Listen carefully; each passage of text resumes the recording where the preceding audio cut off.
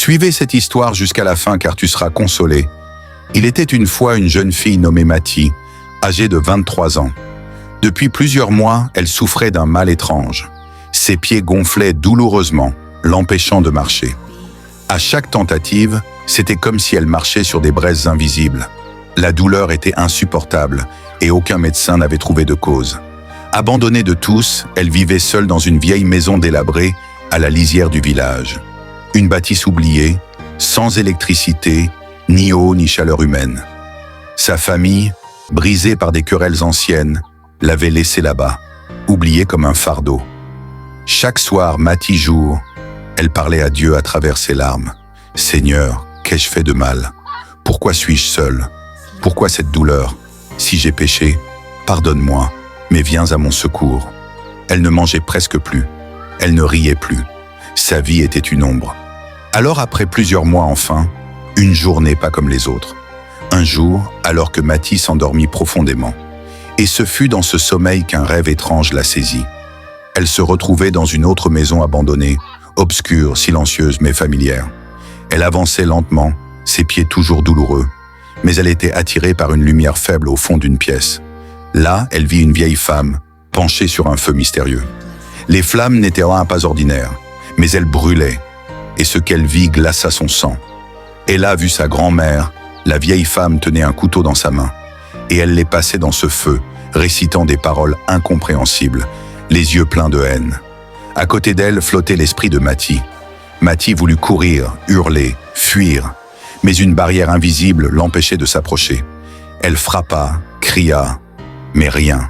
Elle tomba à genoux, et dans une douleur de cœur plus forte que celle de ses pieds, elle pria. « Seigneur, je ne comprends pas, mais je sais que toi, tu vois, sauve-moi, délivre-moi, ne permets pas qu'on m'engloutisse. » Soudain, le ciel du rêve s'ouvrit.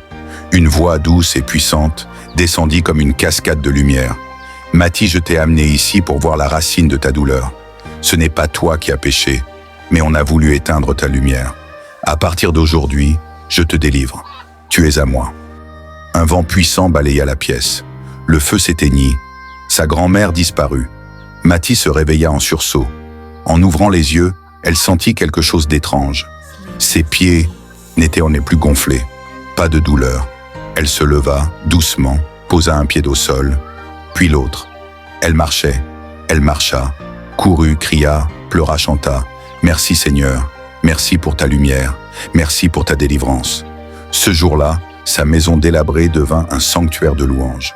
Puis Mathie dit « Bien-aimé, je sais que plusieurs d'entre vous traversent des souffrances à cause de la manipulation et de l'oppression venant même de leur propre famille.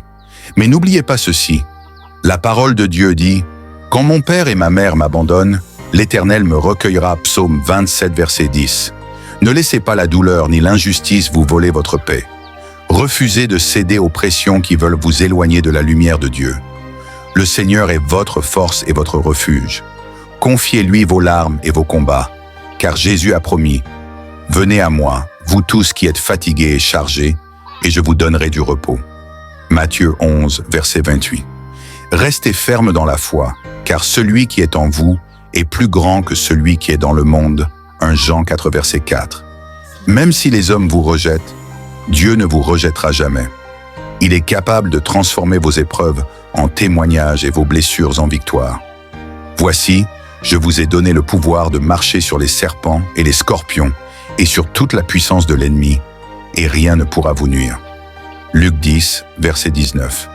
L'Éternel est près de ceux qui ont le cœur brisé, et il sauve ceux qui ont l'esprit abattu. Psaume 34, verset 18.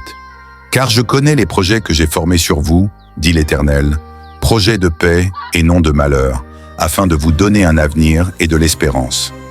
Jérémie 29, verset 11. N'oubliez pas de s'abonner pour ne pas rater la prochaine vidéo de Mathie Matondo. Que Dieu vous bénisse. Amen.